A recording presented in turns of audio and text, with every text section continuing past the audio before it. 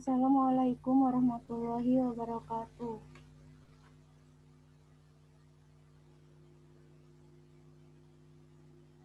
Kami dari kelompok 10 mata kuliah Pendidikan Agama Islam kelas 63 akan mempresentasikan materi kelompok kami mengenai kebudayaan dan sistem politik dalam Islam.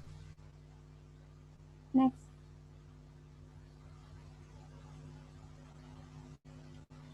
Sebelumnya perkenalkan anggota kelompok kami. Yang pertama saya sendiri, Syafira Nurhamidah, NIM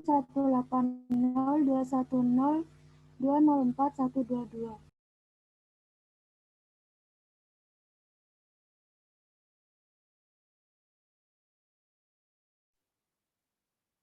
Yang kedua, saya Intan Fauza Zahra, NIM 2008-910-1027. Selanjutnya, saya Radini Tantia dengan NIM 2002-1020-43. Untuk materi yang pertama akan dijelaskan oleh Radini. Dipersilakan. Materi yang pertama mengenai pengertian kebudayaan. Secara bahasa, kebudayaan berasal dari kata budaya. Dalam Kamus Besar Bahasa Indonesia, budaya berarti pikiran, akal budi, adat istiadat, sesuatu mengenai kebudayaan yang sudah berkembang, sesuatu yang sudah menjadi kebiasaan yang sudah sukar diubah. Sedangkan kata kebudayaan dalam Kamus Besar Bahasa Indonesia diartikan sebagai hasil kegiatan dan penciptaan batin, akal budi manusia seperti kepercayaan, kesenian, dan adat istiadat.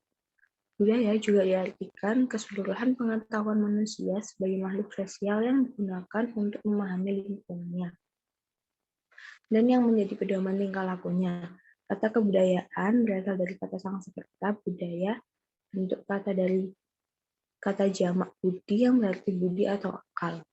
E.B. Taylor memberikan pengertian budaya kesatuan kompleks yang mencakup pengetahuan, kesenian, moral, hukum, adat istiadat, kemampuan, serta kebiasaan yang didapat oleh manusia sebagai anggota masyarakat. Selalu Sumarjan dan Sularman merumuskan kebudayaan sebagai hasil cipta, karya, dan rasa masyarakat. Karya menghasilkan teknologi dan kebudayaan, kebedaan atau kebudayaan jasmanilah yang dibutuhkan oleh manusia untuk menguasai sekitarnya. Next.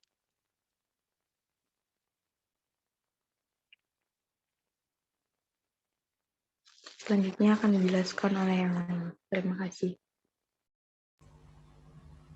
Selanjutnya yaitu dialektika Islam dan budaya. Manusia dan budaya adalah dua hal yang tidak bisa dipisahkan. Manusia lahir, tumbuh dewasa dalam ruang lingkup budaya yang budaya dipengaruhi manusia dan perkembangan ilmu pengetahuan dan teknologi yang mereka bangun. Demikian pula dengan kelahiran dan terutusnya Rasulullah SAW tidak bisa dilepaskan dari budaya Arab. Sebagai manusia yang utusan Allah SWT, Rasulullah SAW bergaul dan menghadapi realitas masyarakat Arab dengan segala budayanya, dan Nabi SAW pun mengikuti budaya tersebut selama tidak bertentangan dengan nilai-nilai ajaran Islam yang beliau dakwakan. Dialektika Islam dan budaya Arab yang dilakukan Nabi SAW dalam 3 bentuk. Yang pertama, adopsi atau mengambil langsung atau tahmil. Yang kedua, adaptasi atau mengambil dengan perubahan atau tabir. Dan yang ketiga, menolak atau tahrim. Next.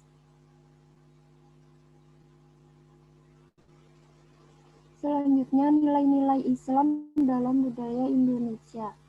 Dalam konteks sosial budaya, kedatangan Islam ke bumi Nusantara memiliki banyak kesamaan pada saat Nabi SAW menyampaikan risalah di semenanjung Arab. Sebagaimana terutusnya Nabi SAW di Arab dan menghadapi budaya setempat. Menghadapi kondisi ini, para penyebar Islam di Indonesia memilih model dakwah, yaitu Islam didorong untuk melakukan adaptasi dengan budaya Indonesia secara cair. Pilihan tersebut dinilai sangat realistis dan berhasil mengislamkan mayoritas penduduk Nusantara. menjadi salah satu rahasia sukses para ulama penyebar agama Islam di Indonesia. Mereka menyebarkan agama Islam dengan cita rasa Indonesia, tetap menjadi orang Indonesia dan berbaur serta menyatu dengan budaya masyarakat. Kemudian, secara perlahan memasukkan nilai-nilai Islam tanpa mencerabut akar budaya Indonesia. Next. Untuk yang selanjutnya akan dijelaskan oleh Radini. Masjid sebagai pusat peradaban Islam. Masjid berasal dari bahasa Arab yang secara harfiah berarti tempat bersujud. Istilah lain yang juga berasal dari bahasa Arab yang substansinya sama adalah mushola, yang arti harfiahnya adalah tempat sholat. Di Indonesia, tempat sholat yang kecil umumnya disebut dengan mushola, dan tempat yang besar disebut masjid. Di zaman Rasulullah SAW, masjid sudah menjadi pusat berbagai aktivitas umat Islam pada waktu itu. Selain untuk pelaksanaan ibadah, masjid juga dijadikan tempat untuk melakukan berbagai aktivitas malas sebagai yang sekaligus juga pengikutnya di masjid. Tradisi seperti ini terus berlanjut sampai sekarang. Di Masjid Madinah, sesudah sholat maghrib dan sesudah sholat subuh, selalu ditemui halakah-halakah kecil yang mengkaji Al-Quran dan dipimpin oleh syekh atau guru. Di Indonesia, belakangan ini sejumlah masjid dijadikan taman kanak-kanak dan lapangan yang berada di depan masjid di kota. Di samping sering dijadikan sebagai tempat ibadah, masjid juga digunakan sebagai tabligh akbar, juga bersinergi dengan tradisi setempat. Selanjutnya akan dijelaskan oleh yang lainnya. Terima kasih.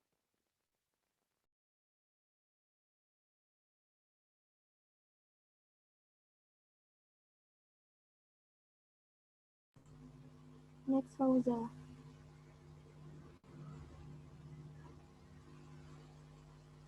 Yang selanjutnya akan dijelaskan oleh Fauza.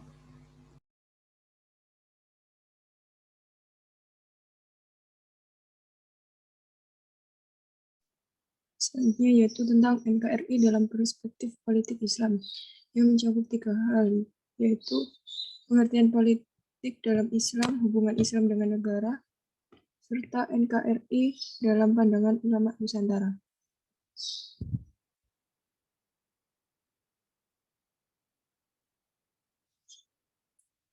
Pertama, pengertian politik dalam Islam.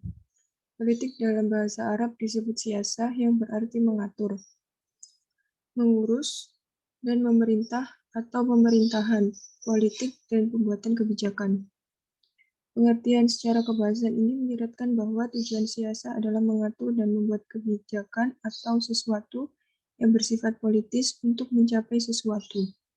Politik Islam dapat diartikan sebagai aktivitas politik sebagian umat Islam yang menjadikan Islam sebagai acuan nilai dan basis solidaritas berkelompok. Karena Islam adalah meliputi kaidah dan syariat ad-din wad daulah, hal ini tentu sangat berbeda dengan agama-agama lain seperti Kristen, Yahudi, Buddha, maupun Hindu.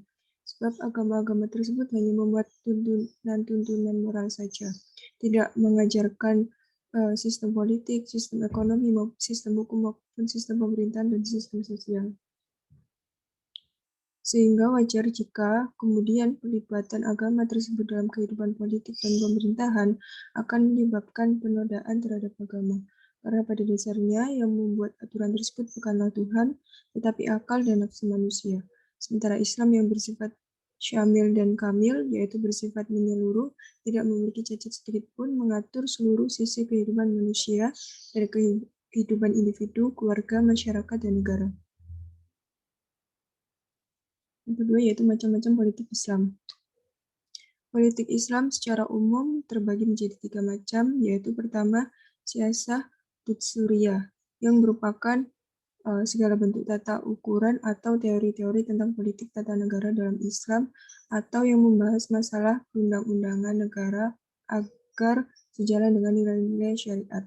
Artinya undang-undang itu mengacu terhadap konstitusinya yang tercermin dalam prinsip-prinsip Islam dalam hukum-hukum syariat yang disebutkan di dalam Al-Quran dan Sunnah Nabi, baik mengenai akidah, ibadah, akhlak, muamalah, maupun berbagai macam hubungan yang lain.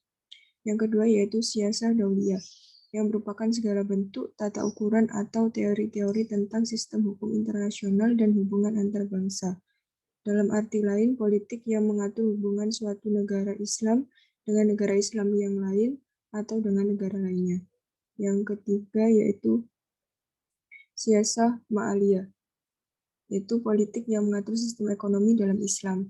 Dr. Abdurrahman Al-Maliki menyatakan bahwa politik ekonomi Islam adalah sejumlah hukum yang ditujukan untuk menjamin terpenuhinya kebutuhan primer setiap individu dan terpenuhinya kebutuhan-kebutuhan pelengkap sesuai dengan kadar kemampuannya.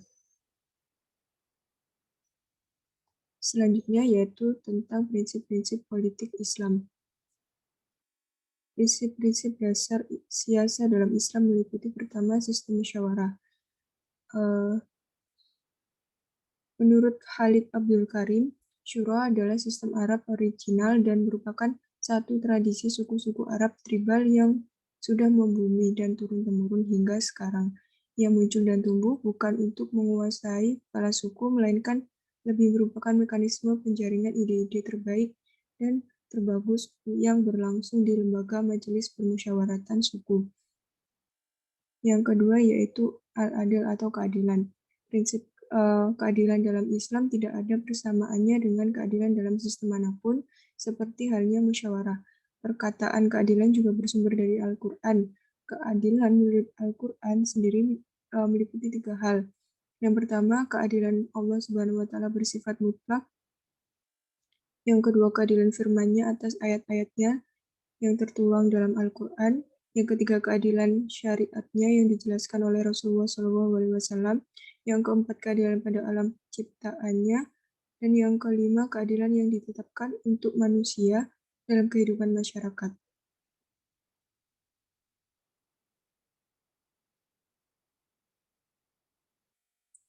Yang ketiga ada al-huriyah, yaitu kemerdekaan atau kebebasan yang bertanggung jawab. Kebebasan yang bertanggung jawab pada prinsipnya adalah kebebasan hati nurani. Kebebasan dan kebahagiaan hati nurani tidak dapat dicapai dengan membebaskan hati dari kenikmatan hidup di dunia, mengabaikan kehidupan dunia, dan hanya selalu menghadap ke arah Tuhan di langit. Seseorang tidak lebih utama daripada lainnya, kecuali dengan amal dan takwanya. Islam menekankan hal ini dengan sungguh-sungguh karena para nabi merupakan orang-orang yang mungkin menjadi sasaran penyembahan dan penghormatan yang melebihi batas. Maka Islam membebaskan hati nurani ini dengan pembebasan yang sempurna. Yang keempat yaitu al-musawah atau persamaan. Prinsip persamaan dalam politik Islam mengandung aspek yang luas. Ia mencakup persamaan dalam segala bidang kehidupan. Persamaan itu meliputi bidang hukum, politik, ekonomi, sosial, dan lain-lain. Hukum Islam dengan negara. Pendapat para pakar berkenaan dengan relasi agama dan negara dalam Islam dapat dibagi atas 3 pendapat. Yang pertama yaitu paradigma integralistik. Menurut paradigma ini, konsep hubungan agama dan negara merupakan satu kesatuan yang tidak dapat dipisahkan. Keduanya merupakan 2 lembaga yang menyatu. Ini memberikan pengertian bahwa negara merupakan suatu lembaga politik dan sekaligus lembaga agama. Konsep ini menegaskan bahwa Islam tidak mengenal pemisahan antara agama dan politik. Yang kedua yaitu paradigma simbiotik. Menurut paradigma ini, hubungan agama dan negara dipahami saling membutuhkan dan bersifat timbal balik. Agama membutuhkan negara sebagai instrumen dalam melestarikan dan mengembangkan agama. Begitu juga sebaliknya, negara memerlukan agama karena agama juga membantu negara dalam pembinaan moral, etika, dan spiritualis. Yang ketiga yaitu paradigma sekularistik. Menurut paradigma sekularistik, ada pemisahan antara agama dan negara, di mana agama dan negara merupakan 2 bentuk yang berbeda dan satu sama lain memiliki garapan bidangnya masing-masing, sehingga keberadaannya harus dipisahkan dan tidak boleh satu sama lain melakukan intervensi atau campur tangan. Dalam memahami hubungan agama dan negara, ada beberapa konsep hubungan agama dan negara, menurut beberapa ahli. Antara lain paham teokrasi, paham sekuler, dan paham komunis. Pertama, hubungan agama dan negara menurut paham teokrasi. Menurut paham ini, negara menyatu dengan agama karena pemerintah menurut paham ini dijalankan berdasarkan aturan-aturan atau firman Tuhan. Segala tata kehidupan dalam masyarakat, bangsa, dan negara dilakukan atas titah Tuhan. Yang kedua, hubungan agama dan negara menurut paham sekuler. Menurut paham ini, norma hukum ditentukan atas kesepakatan manusia dan tidak berdasarkan agama dan firman-firman Tuhan, meskipun mungkin norma-norma tersebut bertentangan dengan norma-norma agama. Yang terakhir yaitu hubungan agama dan negara menurut paham komunisme. Menurut paham ini, kehidupan manusia adalah dunia manusia itu sendiri yang kemudian menghasilkan masyarakat negara, sedangkan agama dipandang sebagai realisasi fantastis makhluk manusia dan agama merupakan keluhan makhluk tertindas.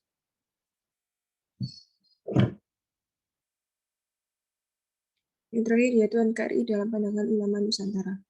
Nilai-nilai nasionalisme ada dalam ajaran Islam. Nasionalisme Islam tidak sebatas dilandasi oleh tanggung jawab sosial berbasis pada geografis dan etnis, melainkan lebih didasari pada keimanan dan kecintaan kepada sesama umat manusia. Sekian, kurang lebihnya mohon maaf.